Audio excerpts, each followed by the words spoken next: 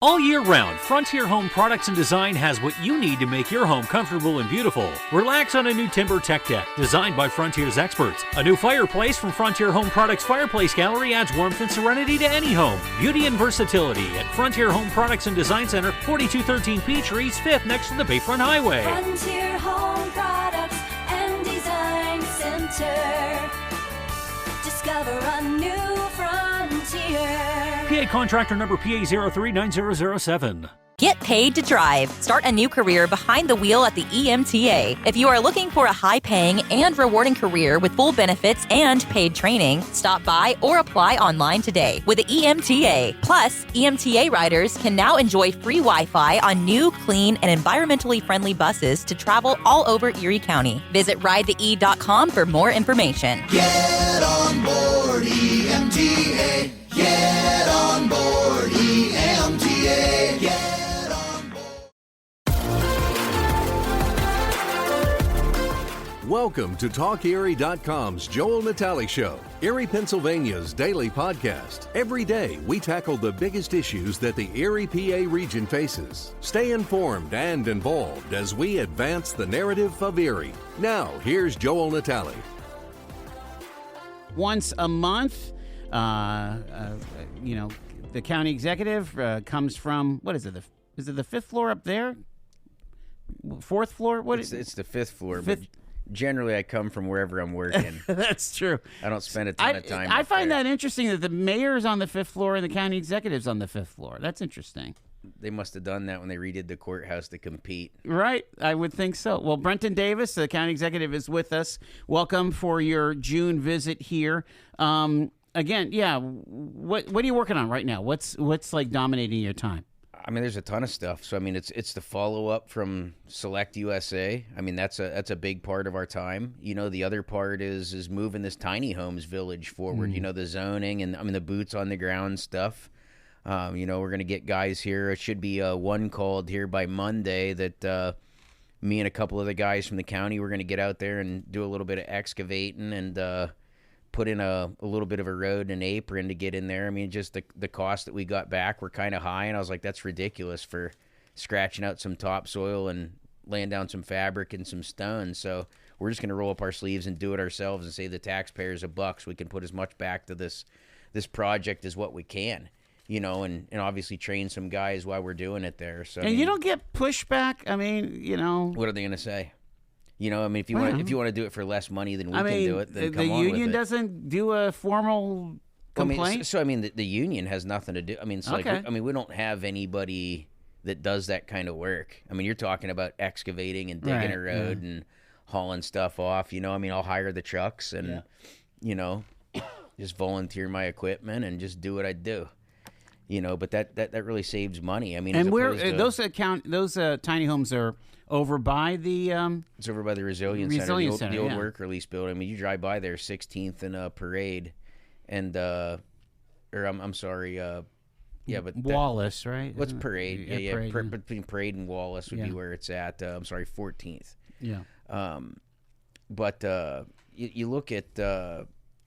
Kind of everything that's there. You know, we've got the single stories, we've got the double stories in 2 pieces that are there, and I mean it's all coming together. You know, we got to kind of work through some of the zoning with the city, so hopefully we're past that bureaucracy. I mean, that's been the biggest holdup is the bureaucracy of the city, just not letting us. I would have hoped to have had these things sitting on foundations and be finishing the inside by now, but.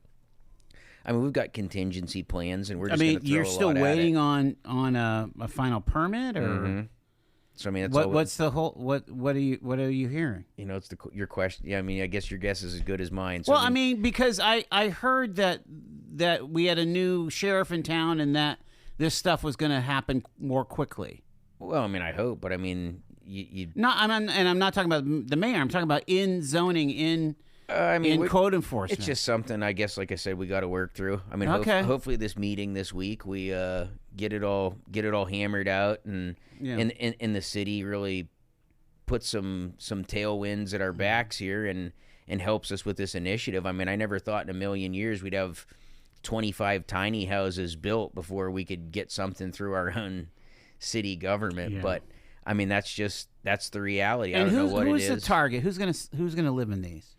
I mean, so there's various. So I mean, the internal policy is still coming. I mean, really, it's a no wrong doors approach. You know, I mean, it prevents primarily the double stories would be family units. You know, where a mother and a father and 4 or 5 kids could stay in it if they had to. That's one of the biggest contributors we have for having to remove children from houses is just housing instability. You know, that doesn't benefit a child to break up a family when it comes down to just a place to stay. Right. You know what I mean? Like, those are the easy singles that we can solve as a society, as opposed to the more complex, like drug and alcohol, drug use, absentee parents, abuse, things of that nature that are far more complex in nature. Obviously we've got a population of homeless veterans. We work through VA programs. We've got all sorts of unhoused folks. But I mean, the goal behind this is really to be the stopgap. It's the folks that come on hard times that can have a place, or through a program that we can easily and quickly place folks to get them to where they're not going completely bankrupt. They're not going so far back that it takes them a decade to dig themselves out. This isn't a be-all, end-all solution for the more complex, like mental health and intellectual disability cases that we have. But, we have streams of revenue for those things. And, we work through our different providers to help those folks get the care and get the resources that they need. But, I mean, really, the goal of this is to be not only that stopgap, but a flexible tool that we can provide. We're looking for a couple lots down in Erie and some other places. That way we can really make this a countywide initiative, because say somebody, becomes unhoused in Erie or Northeast or, Edinburgh or what have you. If you had to come clear up to Erie, I mean, you're away from your resources. And if you're a family, your kids are out of their school district. So, I mean, that adds extraneous issues, times that they're on a bus. And, when we place kids, we're required to keep them in their school district. So, I mean, it's a lot of time back and forth that they're getting carted, so it's, I mean, I think I said it's a fresh approach to how we're doing it. It's never been done here. And, like I said, I mean, it's multiple birds with one stone, because, I mean, you're not only solving homelessness, but, we're getting our prison inmates engaged once we get these set on foundations. I mean, we do this road work here. I'll probably have a couple of them out there just learning, hey, this is what we're doing. This is how we lay this out. This is what you're doing. And, let them do what they need to do to become self-sufficient when they get done serving their time in the county prison. But, we'll move into the electrical, the plumbing, the HVAC, the drywall. We'll have volunteers and different companies doing that. We'll engage our prison inmates. We'll engage our trades programs. We'll pick up, obviously, like with summer letting out, the tech schools will be shutting down for the summer. So we're just going to keep the furnaces burning hot clear through summer and get these things finished for the fall. When the weather starts to really turn cold, it's my goal to have all of these ready. And, as we complete them, we can actually start engaging, moving folks into them. I mean, once we get it completed and it's hooked up, like we're gonna apply the resource. What if someone who's listening has a relative or friend that would benefit from the tiny house? Are you still waiting, or are we still waiting on some kind of an application system for this? I mean, so it'll probably come through regular service providers. This isn't going to be something that, So referral through it'll be referrals case manager. through existing case management. Okay. So it's not just going to be like, oh, hey, I'd really like to live in a free tiny house. Like, and mind you, these are short term. These aren't meant for people to spend a year in. It's a couple months to get transitional. 100%. It's transitional. I know the federal government moved away from that as a philosophy for a while, and I think they're realizing that, hey, like, this is kind of a smart thing to do. You don't want somebody living in a tiny house. You don't want a family of 5 living in a 600 square foot tiny home. It can be done, obviously, and it's better and safer than being in the street. And these are nice little units, but that's just what they are. They're little units. They're not meant to, it'd be pretty difficult having a couple kids being cooped up in the wintertime, in these things. But, it's better than being on the street, and it's better than losing everything. So, I mean, it really helps people get a foothold. That's really the goal behind it. We do need, though, that affordable permanent housing, the step up from that transition. So, I mean, and that's a much longer term, because, I mean, you think... Yeah, well, we've got to figure out how we're going to fix that. And it's not just us. I mean, this is Sure. everywhere in the country. And then you look at everybody looks to the federal government saying, we need houses. Well, I mean, the only way to do this, listen, like, this is like we've been talking about. All roads come back to your economy. It comes back to your economy and jobs. Like, if the government steps in and says, hey, we're going to give you a house. I mean, it goes back to the old adage, teach a man to fish as opposed to give him a fish. Like, it's not my goal to have a bunch of people living on the system that cost the taxpayers. Like, it's my goal to figure out, how do we get these people off and self-sufficient? Because let's face it. I mean, living in Section 8 housing, living in government-subsidized housing, like, it's better than being outside, but... I mean, it's not the best life that you'd live by choice, right? So how do you help folks climb that economic mobility ladder? So it's giving them that foothold, that stopgap. And then it's things like the community college and the LTT building we're working on down in Erie for workforce development and training. It's getting these folks to get family-sustaining jobs so they can buy their own house. They're empowered to have their own vehicle. They're empowered, and it changes the generational trajectory of where our community is going. So, I mean, those are the things that we need to focus on. Like, I don't want to have a gigantic plan of how do we build, another 500 government-subsidized units.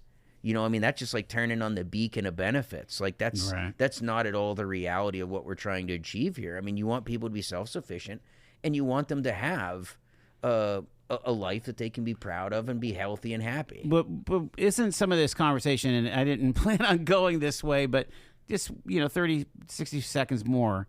When the Secretary of HUD came last week, and I personally asked him the question, what about workforce housing? Because you've got lots of just young families, they're paying ridiculous rent. So, I mean, that's like 3 times what a mortgage could be. So let's look, I mean, and to me, you have the jobs and you have the employers. It's things like, take the Avalon. I mean, the county, we put up a $45 million bond for these folks, like a loan. Yeah. So I mean, it's no financial liability to the taxpayers, but it allows them to get a lower interest rate. The redevelopment authority made a little bit of money by doing it, and it helps lower the cost of the project to where they wouldn't have done it if they had to go to the private market. Right. But that workforce sustainable housing, that's in the private sector. If you have the jobs and you have the people and you have the businesses and you have a community where people are investing, you're tackling blight, you're tackling crime, you're tackling all these issues that make a community either healthy or unhealthy. The private sector is going to invest. And, with those jobs comes elevated wages, upward economic mobility, a good economy, an economy full of jobs. And those folks can buy a decent house. And I mean, really the problem, it all comes back to the economy and jobs. Right. And that's the key to solving the at least a good section of poverty. Can you give us briefly a little bit about this foreign direct investment and the convention you went to, and then the visits that you had last week? Yeah. So I mean, we've had 6 visits so far. And what was the name of the organization that you attended there? What was so that's Select USA. Select USA. It's ran by the Department of Commerce. And is it mostly foreign direct investment? It's all specifically. So what it does is helps international companies land here in the United States. Yeah. So I mean, we're working on a lot of cool stuff. I mean, Kyocera is an example of this, correct? That's an example, or even take like Nippon Steel in Pittsburgh. Right, in Pittsburgh, sure. It's things like that, but it's not always a business acquisition. It's things like the metal alloys plant that we're working with. I mean, they've hired local attorneys. They're registered. I mean, we've already got 3 of them. 3 of these companies out of 6 already actively working with a local Erie attorney to register their businesses in Erie County. So, I mean, like, this isn't just tire kicking. I mean, some of these we met the year prior, and it just took them a little time, and every single one of them told them, President Trump says we need to invest here. We get it. and now they're here. Like, now's the time. And this is the way to beat the tariffs is by 100%. dropping something in here. It's dollars and cents for Yeah. these folks, right? Yeah. Like, why would you set yourself up to lose? You know, it's so. I mean, that to me, I think is a great strategy, regardless of what side of the political aisle you're on. You know, Is it all manufacturing? Is there some service or tech? You're saying the ones that the ones that are visited? looking at Erie. Yeah. I mean, without revealing, because Right. some are under a non-disclosure agreement. We've got AI companies. We've got manufacturing companies. One was like kind of like if you have a DeWalt or Milwaukee or whatever hand tool, like a battery-packed hand tool. I mean, they refurbish those tools. I mean, that's what they do is they specialize in that, and they're looking at coming from overseas and doing that locally. That way they're not paying the shipping both ways, you know. And, I mean, it'd be real easy to make an affiliation with, like, Lowe's, Home Depot, Sure. one of those places to say, hey, look, you got your broken, you know, impact drill. You take it. It's repaired here locally. Just a lot of different things like that. But, I mean, there's some really exciting, some larger dollar investments, again, that we're under NDA that we can't discuss until they're ready to pull the parachute cord. But, you know, it's a great time for Erie County. I mean, one, we're working out a direct delegation with India. So instead of them sending companies to Select USA to look for the needle in the haystack, one of these folks that was visited, he's one of the heads of the Trade Commission from India, and they were so impressed with Erie County. They're like, look, like, and I said, well, let's just make a direct pathway. We'll be your lily pad. Like, don't spend the money to go to Select USA.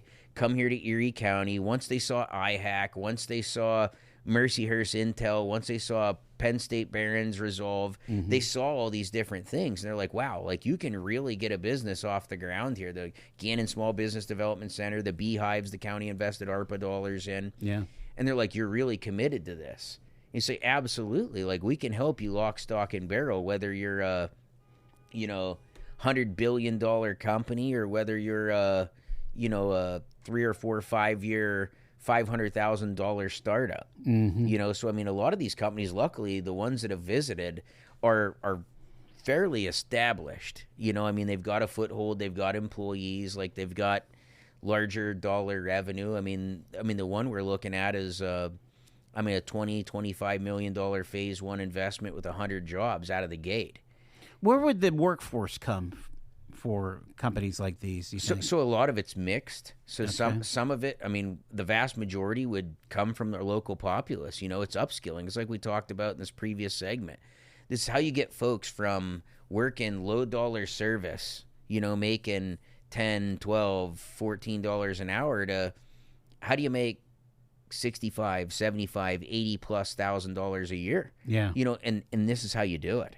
You know, some of it is highly specialized. So, I mean, they would bring in, you know, their upper leadership from whichever plants that they have across the world. And, you know, we'd have to do the work visas and things of that nature. But that's very typical for a company establishing themselves in the United States to bring in their, I mean, obviously, if I was investing anywhere else, I would want my guys locally to go oversee it. And we've seen that with, like, Value Momentum, you know, where they brought in their... They bring in their leadership. Leadership, right. Yep, 100%. But I mean, it's a great opportunity. It's a great opportunity. What are you hearing from them that is so appealing?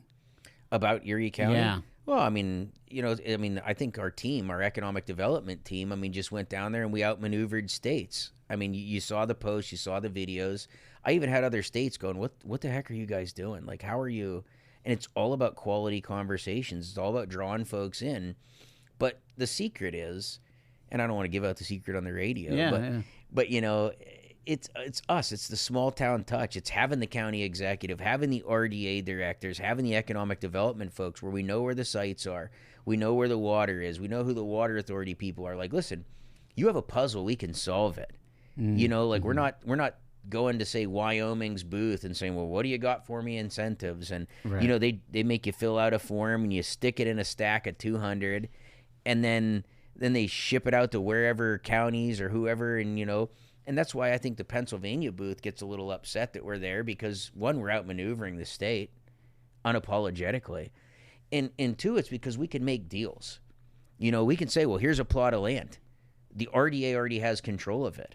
you know, we could get a board to sign off on this week. We could hold a special meeting, advertise it, hold a special meeting. Like, you want to buy a piece of ground? You want to finance it? What do you want to do? Like, let's do a deal. Like, we're doing deals. When we go to Select USA, we're making deals at the table, and that's why 6 companies followed us home simultaneously. And, you know, we've got, you know, probably a dozen more already in the wings planning delegations throughout the summer. And that's not counting the Indian Trade Commission that's already looking at bringing other folks, you know, things like concrete, 3D printing companies. You know, we're in talks with a lot of different tech type companies that see what we have to offer here, and the cost just blows them away. Yeah, cost of housing, cost of living, the cost of all of it. Commercial. You try to set up shop in California and see where that gets you. You know, I mean, a lot of times they shake their head and they said, "Is this a lease?" Like, no. We're like, man, that's the cost for you to buy that building. It's not a lease. That's not rent. That's you owning that building. And they're just like, "You're kidding me." Yep. And that's a benefit. We leverage our strengths. Quickfill gasoline is made right here in America. United Refining Company, who operates Quickfill, refines its gasoline from North American crude oil in Warren, Pennsylvania. When you buy United Refining Company gasoline at Quickfill, you keep jobs and businesses in America, and you keep American families strong. You don't need to send your money overseas when you buy gasoline. Buy American-made gasoline at Quickfill. Quickfill, driving America. You have been called to do good, to feed the hungry, to love with action, to be a light in the darkness, to love your neighbor, to teach wisdom, to walk humbly, to love mercy, to care for the least of these. Will you accept the call? This is our city. Our mission. Visit eriecitymission.org/volunteer to accept the call today. County Executive Davis, you've been in the news quite a bit. Let's kind of talk about some things. Hear your voice on these things. Last week, Auditor General Timothy DeFore released a performance audit of the Gaming Revenue Authority, or EGRA, finding the authority complied with the law when issuing grants and reimbursing employees, and did not reimburse employees or officers for tuition and educational expenses during the audit period. Also uncovered ECRA did not receive $538,000 of gaming funds it was entitled to from the county because of an informal agreement. Go ahead and weigh in on that. Well, I mean, first off, you just said it. You know, an unwritten, informal agreement. I mean, where on earth? Like, I don't even do like 3 slabs of concrete in front of the courthouse. I mean, you're talking 3x3 squares of concrete. You know, we have a contract with somebody. So you're telling me that county government of the past, along with ECRA, doesn't have a memorandum of understanding of how they're going to distribute this money? What is that $500,000 from? What they're saying is a project, what they're saying is the differences between revenue coming in and the percentage breakdown. You know, as it fluctuates, they're basically saying like the formula is different.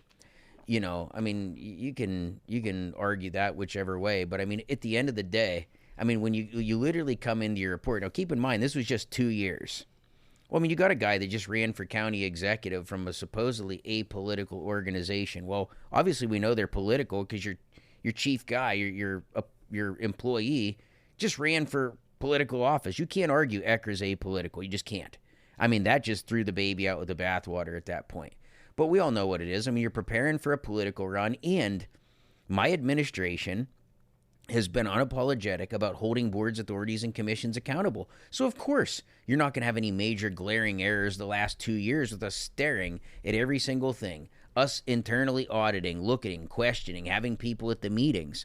You know, when we send receipts down there to the Auditor General for $500 filet mignons and $10,000 payments for Wood's doctoral degree and, you know, trips to the PA Society. That's a political event in New York City at Christmas time that the rich of Pennsylvania go to, started by the Rockefellers. You know, it's like, we paid for that.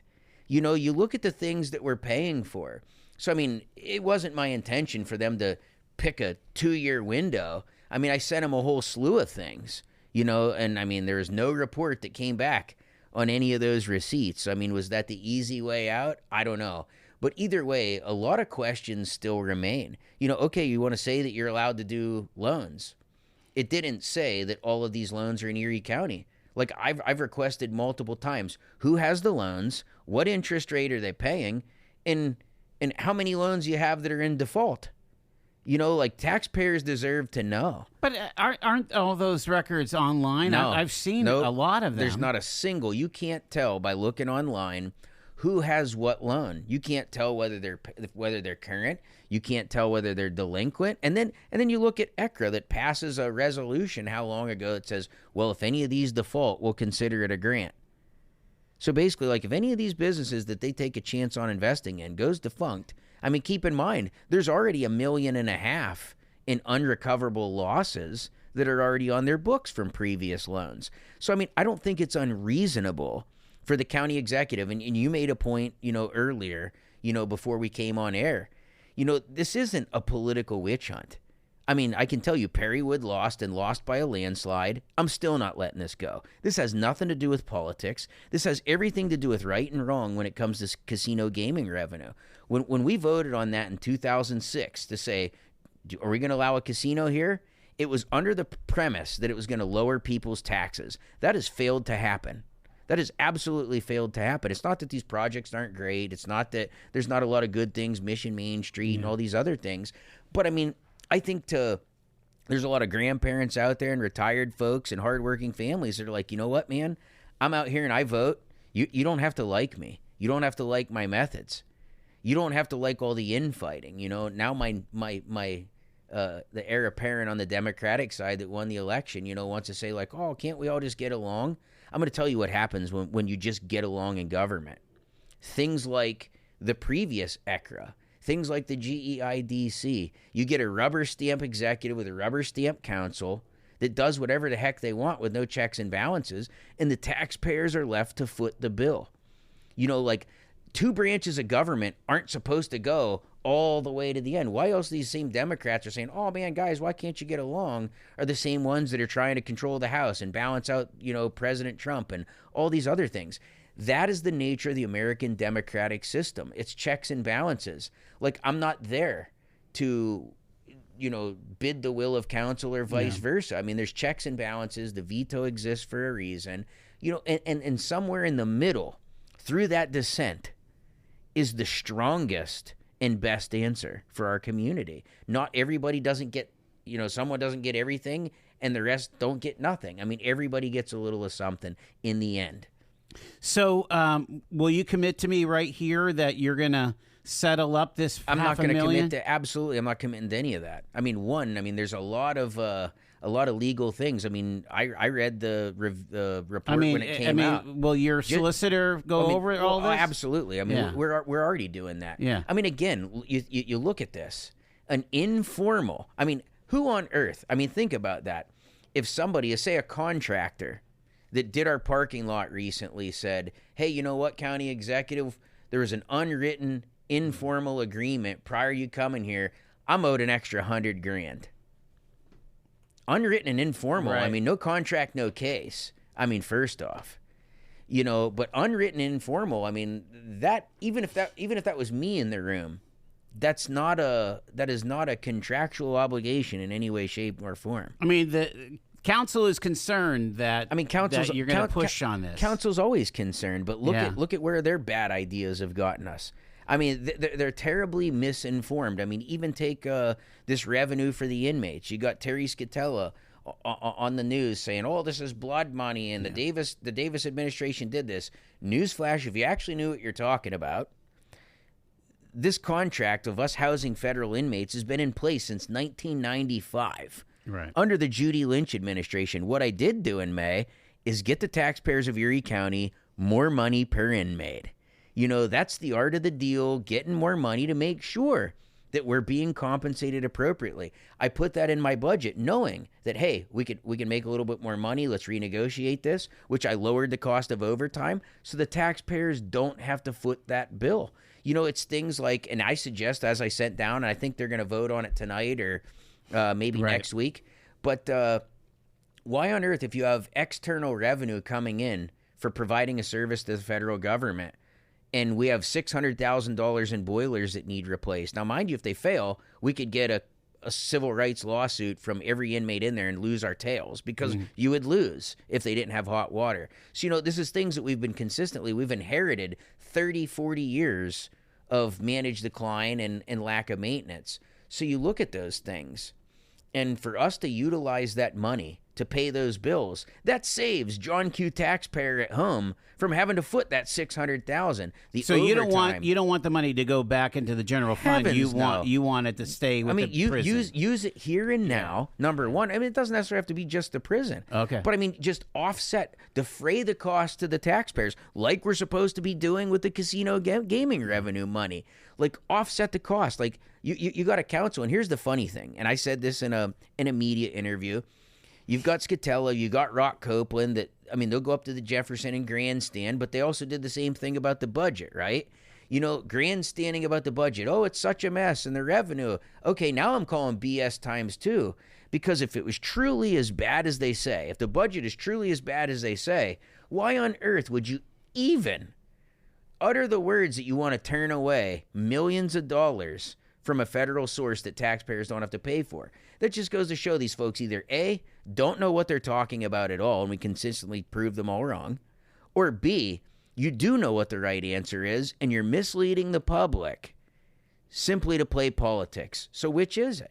Well, it could be C, that the gains are ill-gotten because there is a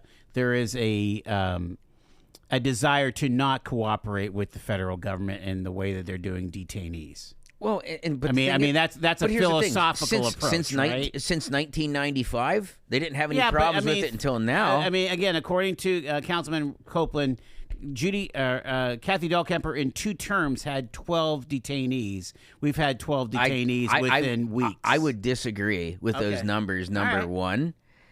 So take a look at even where we're at now.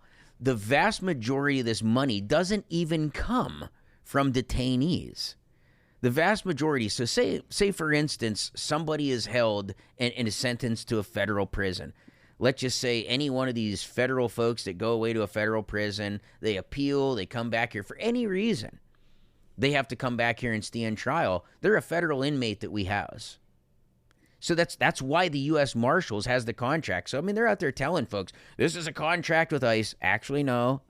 This is a contract with the United States Marshal Service, who happens to jockey inmates for Federal Bureau of Prisons, for Immigration and Customs, for all these federal agencies.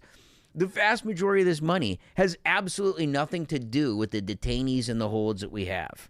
And if you compare like last year to this year, it's not up that much here compared to what it was the years prior. But then even folks want to say, you even have the local immigration attorney sitting there talking about, like you said, ill-gotten contracts and this, that, and the other. Well, look what just happened in Boulder, Colorado. Like, they make it sound like, well, these are just people that just overstayed their visas, which, remind you, A, is a crime. It's a crime. And then look at what these folks are doing. This guy just set people, old women and children on fire, and he overstayed his visa. How much of that is preventable? So you look at it, you can't argue in one hand you're doing something illegal, and then say I'm all for the Constitution, and the due process and all those other things. So I think you absolutely have to do those, because I had somebody ask me this question yesterday. Well, if they didn't come here legally, well, you realize that the Constitution protects all people within the confines of the United States, irregardless whether you're a citizen or not, legal, illegal, and that's the point they're making. However, this contract has absolutely nothing to do with that. And, just the idea that you're going to grandstand when, 1, you don't even know who the contract's with. 2, your numbers are terribly wrong, and I can prove you're wrong because I've got them. And even if the number was 12, these are 12 people that still broke the law, irregardless. We hold people in jail all the time. All the time. They get arrested by the local police, go through the process, they await trial, some are found not guilty, and they spent time in our jail. So, that's the American judicial system. I'm not saying that you should round people up. That's not happening. I've talked to ICE. We're working with meetings for the local the local refugee and immigrant groups to meet directly with ICE, or have a meeting coming up so their leadership can ask questions. And, talking to these local refugee communities specifically, they also do not want illegal people in their ranks. Right. That's all about legal immigration. Yep, 100%. And refugees. So, to me, for these folks, for Copeland and Scatella and Drexel, once again, it's just political grandstanding where they have absolutely not a single iota of what the real truth is. Not a single one of them's read the contract, or why else would you be saying it's a contract with ICE? It's not. It's not even a contract with ICE. So, you can't even begin to debate these folks. There's not even a debate to be had when you don't even understand the basic premises of what you're even talking about. And this is the case with county government for the last, year and a half at least. You get folks that interject a bunch of conjecture, misinformation, half-truths wrapped in a political agenda. And they say if they just say it loud enough and repeat it enough, that's going to make it true. Well, the numbers don't lie, and neither do the contracts. And it's kind of the same thing with ECRA. Informal, unwritten. No matter how many times you say, oh, we're owed money, it doesn't make it lawful. The last part of this release from the Auditor General said that they encourage they encourage the parties to work collaboratively to conduct fiscal year-end reconciliations to make sure funds are distributed according to the law and any differences are settled. They also made a joint recommendation encouraging ECRA and Erie County to formalize any agreement on how funds are distributed, reconciled, and settled to avoid any issues in the future. So they're playing referee here a bit, too. They always do. Even look at the local courts over the veto. The local judge, that's why we appealed it to the Commonwealth Court. That does not benefit Erie County taxpayers. I don't stand up and fight for people just because I like getting kicked in the jaw in the media every day. I don't do this. It doesn't hurt my feelings if I have to cut a $538,000 check. It's not my money. It's a taxpayer's money. It's not like it comes out of my wallet. Why do I resist? I own a successful construction business. I still make far more nights and weekends than I do as county executive. And people say, why do you do what you do? It's because I care about the future of this place. It's all them years ago when I sat on this very show talking about where we need to go and having a vision for more. I don't fight because I like it. I fight because there's people and things in a future worth fighting for. There's people in this town that have taken advantage of the taxpayers for decades. And I literally came here not to play the game. I came here to change it. And that's what I fully intend to do. And Lord willing, people elect me to a second term in another 4 years.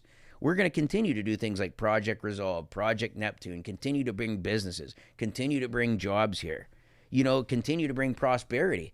But again, like I said, that is my vow to these people is as long as we have casino gaming revenue and as long as I'm sitting in that office, it will be one of my top priorities to make sure that casino gaming revenue promise is fulfilled, that it lowers your taxes. It doesn't go to some nonprofit somewhere. It doesn't buy $500 filet mignon lunches at the Erie Club. It doesn't send Perry Wood to New York City to PA Society. It doesn't pay his parking tickets. It doesn't pay for doctoral degrees. It doesn't pay for travel. It doesn't pay for all that stuff because that doesn't benefit anybody but a singular person. And there's a lot of that goes on in this town. I've said it before, I'll say it again. It's Erie doing Erie stuff, and I'm here to put a stop to it. To be clear, the Auditor General did not find that reimbursements were going for tuition and personal So the reason is because they wrote what we call the Perry Law in Harrisburg in 2018 that outlaws it. So of course they didn't find it. But it's still things. They're still paying for educational conferences. They're still paying for those things. It's like you said, when Barry Grossman, Kathy Dahlkemper, and myself, who have very little politically in common or even philosophically for that matter, when we say, hey, you're spending too much, when Kathy Dahlkemper stood at the dais in 2020, ECRA had about a little over $300,000 in operational costs. That's since doubled when I called it out 2 years ago. So when you got Kathy Dahlkemper and B. Davis both lining up saying the same thing, you got to stop and ask yourself, either hell froze over or what's going on. Well, yeah, and wasn't there one boat at one point? I don't know if it was from the state or from the county council where monies were reallocated so that more money went to the county versus ECRA or something like that. I mean, that's probably you're right talking about that formula, but again, it's that unwritten, informal. I mean, how do you administer something that's unwritten, informal? I mean, like it's. I have no knowledge of what happened in 2018, and to hold me accountable, what somebody whispered how many years ago, that is one. I think we've heard it time and again where they say, well, ECRA is transparent. Well, no, it's not. If it's unwritten and informal, that is not transparent in any way, shape, or form. And it's not just ECRA's fault. That's county government of the past, and we got to work to rectify it regardless of what it is. At some point, there has to be, conversations in agreement. Let me ask you real quick here as we leave County Executive. You're doing an announcement, I think it's tomorrow night, child care mini grants. What tonight. Is so that that's tonight actually tonight at 6 o'clock. So what that is, that's part of the $5.5 million that Erie County taxpayers have invested in child care. Okay. Child care is workforce development. So that's part of the $5.5 million that county taxpayers have invested in child care this year. So this $500,000, what that does is that takes care of the in-home child care providers. Those are those small. They might have 6 kids, 10 kids. It can't have 10. Okay. So I mean, there's limits. I mean, typically it's anywhere from like 3 to 6, depending on there's certain regulations they have to follow. But you look at the rural providers. You got a lot of folks where you live out in Elgin Beaver Dam, or you live in Mill Village, or you live in Lake City. I mean, there might not be an available child care when it's just easy for your sister, your grandma, your Aunt Susie, whoever, or, the lady down the street that watches 3 kids because she's a single mom. She's like, well, I already got 2. What's taking 2 more? Right. You might as well give her some income. Well, our concern is this. It's to legitimize these things. It's to help them work through the STAR programs, the Early Learning Center, and work through all these different things and elevate the safety, elevate the quality. Give parents the peace of mind that these folks have the background checks, that they're legitimate, that they're trained. Things like cameras, doorways, fences along maybe a busy street, doorways at the top of a set of basement stairs, safety rails. I mean, just smoke anything that's safety related. We've gone out there. So we've already awarded a lot of these grants. We've been awarded them along because I'm not waiting for a press conference to just give out money. These are reimbursement grants. So these folks have made the investment. We're paying them back. We want you to keep our kids safe. That's all this comes down to. But it's just another arrow in the quiver in terms of childcare, because not one size fits all. You take the refugee communities, language specific. If your kid doesn't speak English, how on earth can you send them to a child care facility where they don't speak your language, or maybe parents just aren't comfortable? They want their kids raised in a certain kind of way. So, there's a lot of different barriers. So we're working through to make sure that how do you get, the argument is, well, you want refugees to come here. Well, you want them to work. Well, they have kids. If they can't take care of their kids, they can't go to work. So it's solving a lot of these issues to help everyone climb that ladder of economic mobility. And this is just one key to get that done. We got to leave it there. County Executive Brenton Davis, thanks for stopping by, sir. Thanks for having me. You've been listening to The Joel Natale Show, Erie, Pennsylvania's daily podcast from TalkErie.com. Subscribe to our show on your favorite podcatcher and get involved by emailing joel@TalkErie.com.